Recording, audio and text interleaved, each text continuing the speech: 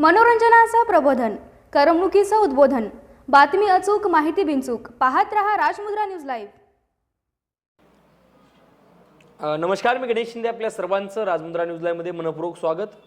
आज आपण आहोत धाराशिव मतदारसंघामध्ये आणि धाराशिव मतदारसंघाचे वंचित बहुजन आघाडीचे अधिकृत उमेदवार ॲडव्होकेट प्रणित शामराव डिकले यांचे आपण राजमुद्रा न्यूज लाईव्हच्या समाजमुद्रा या विशेष सत्रामध्ये संवाद साधणार आहोत. निवडणुका लागल्या आहेत, जवळपास आता 9 दिवस बाकी राहिलेले आहेत आणि या वेळामध्ये आता नेमकं उमेदवार कसं नियोजन करतात हे देखील आपण पाहणार आहोत. सर नमस्कार. नमस्कार सर, आता फार कमी दिवस राहिले, जवळपास 8-9 दिवस आपल्याकडे राहिलेत प्रचारासाठी.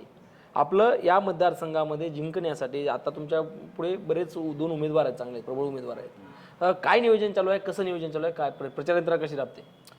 खरं तर तुमच्या दृष्टिकोनातून ते प्रबळ आहेत, आमच्या दृष्टिकोनातून नाही आहेत. त्याचं कारण हे तसंच आहे, कारण मागील 5 वर्षामध्ये कुठल्याच मुद्दे घेऊन जे काही मतदारसंघाचे मुद्दे आहेत त्याच्यावर कुठलंही वर्क त्यांनी केलेलं नाही, कुठलंही काम केलेलं नाही. त्याच्यामुळे ते आमच्या सोबत स्पर्धेत नाहीत असं मी स्पष्ट या ठिकाणी म्हणतोय. नक्की.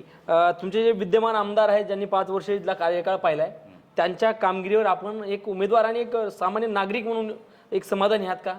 अजिबात नाही. एक सामान्य नागरिक मधूनच मी एक मुलगा आहे, सर्वसामान्य गोरगरीब मराठा घरातील मी मुलगा आहे आणि त्याच्यामुळेच ह्या मूलभूत प्रश्नातून आम्ही बाहेर निघत नव्हतो कुठं. त्यामुळेच मी ते निवडणूक लढवण्याची हिंमत त्या ठिकाणी दाखवली आणि माझ्या हिमतीला आदरणीय ॲडव्होकेट प्रकाशजी आंबेडकर साहेबांनी उमेदवारी देऊन फार मोठी भीमशक्ती आणि ओबीसी शक्ती, गोरगरीब मराठा शक्ती माझ्या सोबत उभा केली आहे त्यांनी. नक्कीच. एक गावातला सरपंच ते आता थेट तुम्ही आमदारकी निवडणूक लढवतात. हो. आणि नेमकं ही आमदारकी निवडणूक लढवण्याचं कसं ध्येय निश्चित झालं आणि तुमच्याकडे नेमकं काय विजन आहे? विजन म्हणजे आम्ही मूलभूत समस्यामधून या ठिकाणी बाहेर पडलो नाहीत. उदाहरणार्थ शिक्षण घ्या. शिक्षणाच्या ज्या काही खाजगी शाळा आहेत त्या खाजगी शाळांमध्ये आम्हाला त्या ठिकाणी दर्जायुक्त सुविधा दिलेल्या नाहीत आतापर्यंत. एक शिक्षक 2-2, 3-3 वर्ग त्या ठिकाणी हँडल करतो.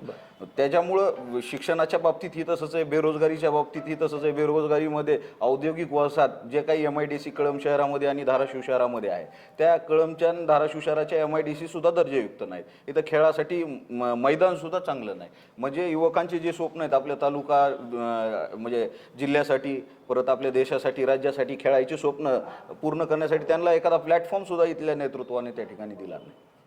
म्हणजे अशा अनेक समस्या आहेत. विजेची समस्या आहे, शेतकऱ्यांच्या बाबतीत मुबलक पाणी नाही आहे, शाश्वत असं पाणी नाही आहे. त्यामुळं आम्ही प्रत्येक समस्यामधून असं झुंज देत असो, संघर्ष करत आहे आणि त्यातूनच एक मनात यांच्याबद्दल वीट निर्माण झाली आणि आम्ही निवडणूक लढवण्याचा निर्णय घेतला. आपण पाहत असतो सातत्यानं की या धाराशिवमधूनच छोटा भाग वगळून लातूर जिल्हा झाला. हो. आज लातूरचा विकास झाला परंतु धाराशिव अजूनही मागे आहे, याचं कारण काय? डेफिनेटली 16 ऑगस्ट 1982ला ज्यावेळी लातूर जिल्हा निर्माण झाला त्या ठिकाणी एक विजनरी नेतृत्व तिथल्या मतदारांनी निवडलं होतं आणि त्या विजनरी नेतृत्वाने लातूर जिल्हा कसा प्रगतशील करता येईल या दृष्टिकोनातून वर्क केलं. म्हणजे पूर्ण जे काही महाराष्ट्रात असेल, देशात असेल, ते पूर्ण लातूरमध्ये घेऊन आणण्याचा, अगर तिथं स्थापन करण्याचा प्रयत्न त्या ठिकाणी झाला, जेणेकरून त्याच्यातून प्रत्येकाचे आर्थिक सोर्सेस वाढत गेले. जोपर्यंत माणसाचे, प्रत्येक व्यक्तीचे आर्थिक सोर्सेस वाढणार नाही तोपर्यंत सक्षमीकरण होणार नाही. मग ते मानसिकदृष्ट्या असेल, आर्थिकदृष्ट्या असेल. त्यामुळे ह्याच्यावर प्रॉपर वर्क करणं फार महत्त्वाचं आहे नेतृत्वानं. नक्कीच. आतापर्यंत मला वाटतं वंचित यांनी गेल्या वेळेस गेली टर्ममध्ये विधानसभा लढवल्या आहेत, यावेळेसही लढवत आहे. वंचितचा कोणाला फायदा होईल का विजय होईल? वंचितचा विजय होईल. वंचितचा फायदा वगैरे आता ते नेरेटिव्ह पर आहे, जे आतापर्यंत जे काही चालू आहे नेरेटिव्ह पर आहे. भाजपची बी टीम म्हणा, भाजप म्हणतं महाविकास आघाडीची बी टीम म्हणा. आता तुम्हाला एक उदाहरण देतो. आतामध्ये लोकसभेचं इलेक्शन झालं. लोकसभेच्या इलेक्शनमध्ये आदरणीय प्रकाशजी आंबेडकर साहेबांनी महाविकास आघाडीला 60 ठिकाणी पाठिंबा दिला. जर भाजपची बी टीम असती तर तुम्ही पाठिंबा का तो स्वीकारला? बरं, पाठिंबा स्वीकारला आणि परत अकोल्यामध्ये एक स्वाभिमानी माणूस लढतोय, अगर चोराला चोर म्हणणारा माणूस तिथं लढतोय, त्या ठिकाणी तुम्ही त्यांना जाणीवपूर्वक उमेदवारी त्या ठिकाणी काँग्रेसने दिली आणि साहेबांचा पराभव त्या ठिकाणी झाला. म्हणजे एक चांगला माणूस, ज्या कुटुंबाने देशाला आपल्या संविधान दिलं, त्या संविधान देणाऱ्या कुटुंबाचा वारसा देखील तुम्हाला जमत नाही, हे म्हणजे खरं तर दुर्दैव आहे. त्या ठिकाणी आदरणीय साहेब तर बिनविरोध आले पाहिजे होते, असं माझं म्हणणं आहे. नक्कीच बरोबर आहे. सध्या मनोज पाटील जरांगे यांचं आरक्षणाचा विषय असो, हाके यांचा ओबीसी बचावचा आरक्षणाचा विषय असो, या भागामध्ये नेमकं आरक्षणाची भूमिका कशी राहणार आहे आणि आपली आपली भूमिका काय आहे? जी पक्षाची भूमिका आहे आरक्षणाबाबतीत, आदरणीय ॲडव्होकेट प्रकाशजी आंबेडकर साहेबांनी जी भूमिका घेतली की ओबीसीचं ताट आणि मराठाचं ताट वेगळं पाहिजे. ओबीसीचं ताट जे काय ओबीसीच्या ह्याच्यामधून मराठ्यांना समाजाला आरक्षण दिलं जात आहे ते पूर्णतः चुकी. आता जिथं नोंदी आहेत त्यांना स्वीकारावंच लागणार, कारण कुणबी मराठा जे नोंदी आहेत ते कुणालाच डावलता येणार नाही. पण जे काही बोगस नोंदी व्हायला लागल्यात त्या ठिकाणी त्याच्यावर आदरणीय साहेबांनी आक्षेप घेतलेला आहे आणि गोरगरीब मराठ्यांना सुद्धा आम्ही आरक्षण देऊ हे जाहीररित्या आदरणीय ॲडव्होकेट प्रकाशजी आंबेडकर साहेबांनी सांगितलं त्या ठिकाणी. त्यामुळे दोन्ही आपापल्या जागेवर योग्य आहेत. एकाला ओबीसी मधून पाहिजे, दुसरा म्हणतोय की ओबीसी मधून आमच्या ताटातलं कशाला हिसकावून तुम्हाला सेपरेट दिलं. एकंदरीत सगळ्याच आरक्षण धोक्यात आहे. तुम्हाला सांगतो SC ST मध्ये क्रिमिनल लागू केलं, क्रिमिनल लागू केल्यामुळे SC मधला एखादा कुटुंबाने जर त्याचा आरक्षणाचा फायदा घेतला तर त्या कुटुंबात दुसऱ्या माणसाला त्या ठिकाणी आरक्षणाचा फायदा मिळू शकत नाहीये. म्हणजे SC STचं आरक्षण धोक्यात आहे, ओबीसीचं आरक्षण धोक्यात आहे आणि मराठा समाजाला जे 10% गैरसंविधानिक आरक्षण दिलंय ते तर धोक्यातच आहे. त्याच्यामुळे EWS सुद्धा त्या ठिकाणी गेलंय आरक्षण. त्यामुळं सगळ्यांचंच आरक्षण धोक्यात आहे. ही आपली होत चाललेली फसवणूक जर थांबवायचं असेल तर आपल्याला ज्या पक्षांनी स्पष्ट भूमिका घेतली त्या पक्षाच्या पाठीमागं अगर त्या पक्षाच्या सोबत आपल्याला त्या ठिकाणी मतदारांनी उभारलं पाहिजे. मग ही फसवणूक नेमकं कोण करते काय वाटतं? सरकार जे सत्तेमध्ये आहेत तेच फसवणूक करतायत ना. म्हणजे त्याच्या इतर कोणतं ज्याच्या हातात चाव्या आहेत तोच चोरी करणार आहे त्या कपाटात. सरकारमध्ये तिघे तीन झालेत लोक सरकारमध्ये सगळे झालेत ना. आता आपण मागचे 5 वर्ष बघा ना, कोणता पक्ष राहिलाय? वंचित बहुजन आघाडी सोडला तर कोणता पक्ष राहिला? सगळे सत्तेत सामील झालेले. बरं, जर यदा काय आपल्याला संधी मिळाली तर आपण या मतदारसंघामध्ये या धाराशिवमध्ये काय काय करणार आहात? काय विजन काय करायचं? धाराशिवमध्ये आमच्या सगळ्यात मोठे प्रश्न आहेत. शिक्षणाचा प्रश्न आहे, बेरोजगारीचा प्रश्न आहे, आरोग्याच्या बाबतीत आहे. आरोग्याच्या बाबतीत आम्हाला काही मोठ्या घटना घडल्या, इन्सिडेंट घडले, अपघात घडले तर आम्हाला त्या ठिकाणी बाहेरच्या जिल्ह्यामध्ये रेफर करावं लागतंय. म्हणजे त्या सुद्धा दर्जायुक्त सुविधा नाहीत आम्हाला. दळणवळणाच्या बाबतीत आहे, दळणवळणामध्ये पण तसंच आहे. रस्ते घ्या, रेल्वे घ्या, विमानतळ तर आम्ही बघितलेलंच नाही. तर मुंबई पुण्याला गेल्यानंतरच विमानतळ बघतो. त्यामुळे त्या गोष्टी तर लांबच्या आहेत. पण अशा सगळ्याच समस्या आहेत. कोणची समस्या अशी नाही की तर नाही म्हणून सर्व समस्यामध्ये आम्ही संघर्ष करतोय. या संघर्षातून कुठंतरी बाहेर पडायचं असेल आपल्याला तर आपल्याला वंचित बहुजन आघाडीचा उमेदवार म्हणून मला आशीर्वाद देणं गरजेचं आहे. त्या ठिकाणी आपण सर्वजण मिळून त्या ठिकाणी आपण ह्या समस्यातून बाहेर पडण्यासाठी प्रयत्न करणार आहोत. नक्कीच ॲडव्होकेट बाळासाहेब आंबेडकर यांनी ओबीसीसाठी देखील बरेच संघर्ष केलेला आहे मागल्या काळात दिसतोय. परंतु बीजेपी असं म्हणते की हे आमचा DNA आहे, ओबीसी म्हणजे आमचा DNA आहे.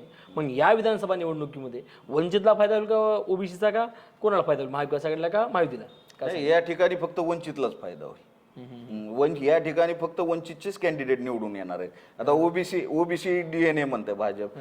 मराठा समाज काय भारत देशामध्ये राहत नाही का? अगर महाराष्ट्रामध्ये तुमचं सगळ्यावर प्रेम पाहिजे. हे सगळे 18 जाती धर्मातले लोक, अगर 18 बलुतेदार, 12 बलुतेदार हे सगळे आपल्या देशामध्ये राहत आहेत. त्यामुळे कुणाचा तरी DNA म्हणायचं आणि कुणाला तरी नाव ठेवायचं. ह्याच्यामधून जे जातीय द्वेष अगर विष निर्माण पेरलं जातंय ते कुठंतरी थांबवलं पाहिजे. आणि आदरणीय प्रकाशजी आंबेडकर साहेबांनी भूमिका घेऊन हे स्पष्टपणे आमच्या वंचित बहुजन आघाडीच्या पक्षाच्या वतीनं ते संपवण्याचा त्या ठिकाणी प्रयत्न केलेला आहे. म्हणजे जे काही जातीय विष निर्माण केले ते कुठंतरी स्पष्ट भूमिका घेऊन दोघालाही शांत करण्याचा प्रयत्न केलेला आहे. नक्कीच आपण एक लोकप्रतिनिधी म्हणून देखील 1.5 वर्षापासून सरपंच पदावर काम करताय.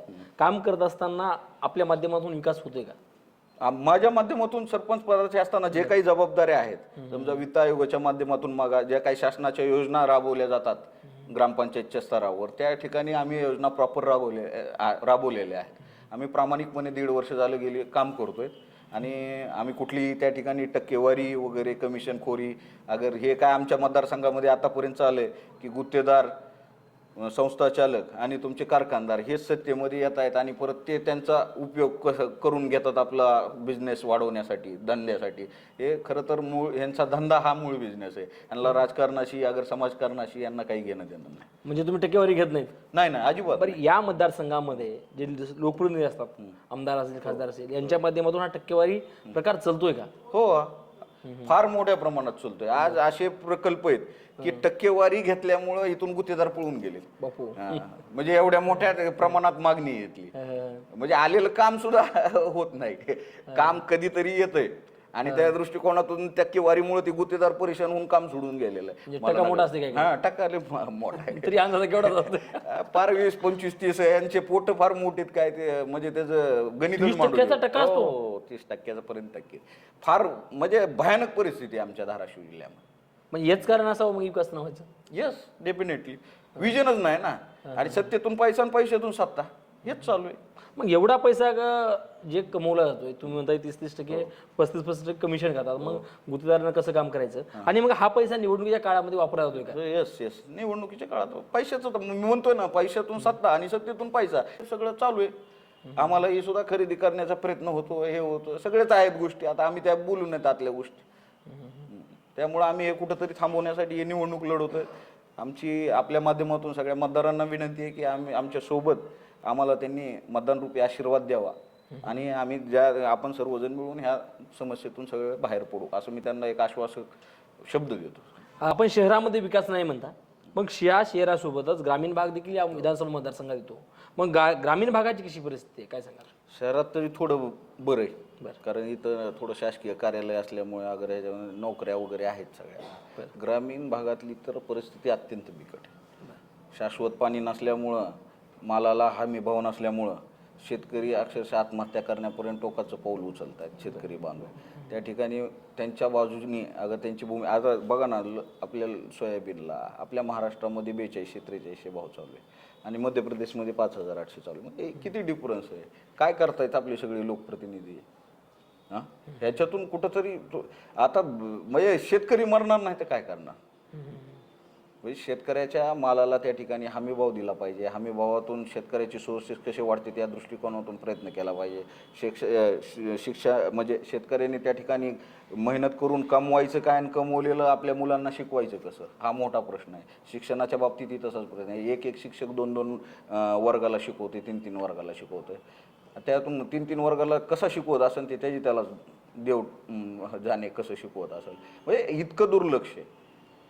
शिक्षणाच्या बाबतीत तसंच आहे. आरोग्याच्या बाबतीत, आरोग्यामध्ये आता कळमला आमचं शासकीय दवाखान्याला आहे. अगर मोठा अपघात झाला, काही झालं तर शासकीय दवाखान्यामधून तिथं रेफर त्या ठिकाणी आम्हाला अंबाजोगाईला करतात. म्हणजे कुठं? बीड जिल्ह्यामध्ये. इकडं धाराशिवला बी पडत, दोन्ही अंतर सेमच आहे, पण धाराशिवला नाहीत पडत. म्हणजे धाराशिवलाही आरोग्याच्या बाबतीत शासकीय दवाखाना अगर दर्जाहीन दवाखाना, कुणाचंही लक्ष नाही त्या ठिकाणी. म्हणजे अशा अनेक प्रश्न, आणि खाजगी दवाखाना तर शेतकऱ्यांना परवडत नाही. बरोबर. अनेक समस्या आहेत. एका घरामध्ये 5-5 जण आहेत, एका शेतीवरच फक्त त्यांचं कुटुंब अवलंबून आहे. मग त्या शेतीवर म्हणजे काय घालायचं शेतीमध्ये, आणि त्याच्यातून कमवून आपल्या लेकरांना कसं पोसायचं, अगर आपलं कुटुंब त्या ठिकाणं कसं चालवायचं, उदरनिर्वाह कसा करायचा, हा मोठा बिकट प्रश्न आहे. त्यामुळं आमच्या जिल्ह्यामध्ये फार मोठ्या प्रमाणावर शेतकरी बांधवांनी आत्महत्या केलेल्या आहेत.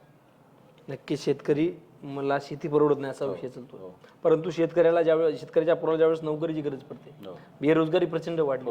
ही बेरोजगारी कशामुळे वाढली असावी, काय सांगाल?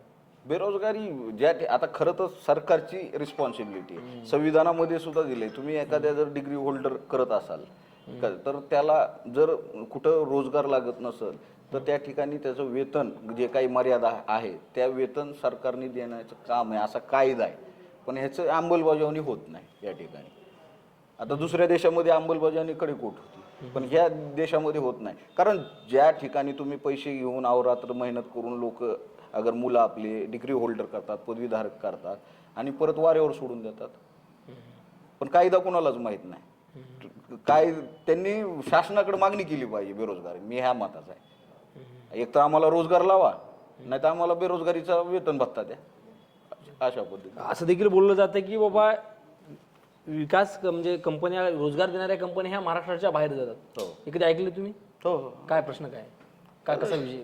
ह्याच्यामध्ये म्हणजे जे काही महाराष्ट्र राज्यावर अगर राज्याच्या दृष्टिकोनातून जे काही पॉलिटिक्स चालतं त्याला हे पॉलिटिक्स कारणीभूत आहे, बाकी काही नाही. जोपर्यंत आपलं पॉलिटिक्स एकदम प्रामाणिकपणे आपल्या राज्यासाठी काम करेल, आपलं महाराष्ट्र सरकार ज्या ठिकाणी आपल्या महाराष्ट्र राज्यासाठी, महाराष्ट्र सरकार कोणासाठी काम करत आहे? दिल्लीसाठी. उघडच आहे ना.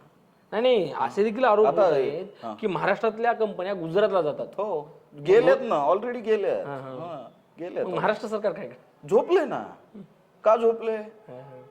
कारण ते सत्तेत नसलेला पक्ष सत्तेत आणलाय त्यांनी, बरोबर, आणि त्यामुळे त्यांना दिल्लीच ऐकावं लागतं. दिल्लीचं ऐकावं काय लागतं. ऐकावं लागतं? ते महाराष्ट्र आणि ज्यांना सत्तेत आणले ते दिल्लीत त्यांची सत्ता आहे ना, त्याच्यामुळे त्यांचं ऐकावं लागतं. शेतकऱ्यांची परिस्थिती फार बिकट आहे म्हणलं. शेतकऱ्यांची परिस्थिती सुधारण्यासाठी या ठिकाणच्या राज्यकर्त्यांनी लोकप्रतिनिधींनी सिंचनाच्या काही सोयीसुविधा आणल्यात का? नाही, अजिबात नाही. सिंचनाच्या सुविधा नाहीत ना, काही नाही.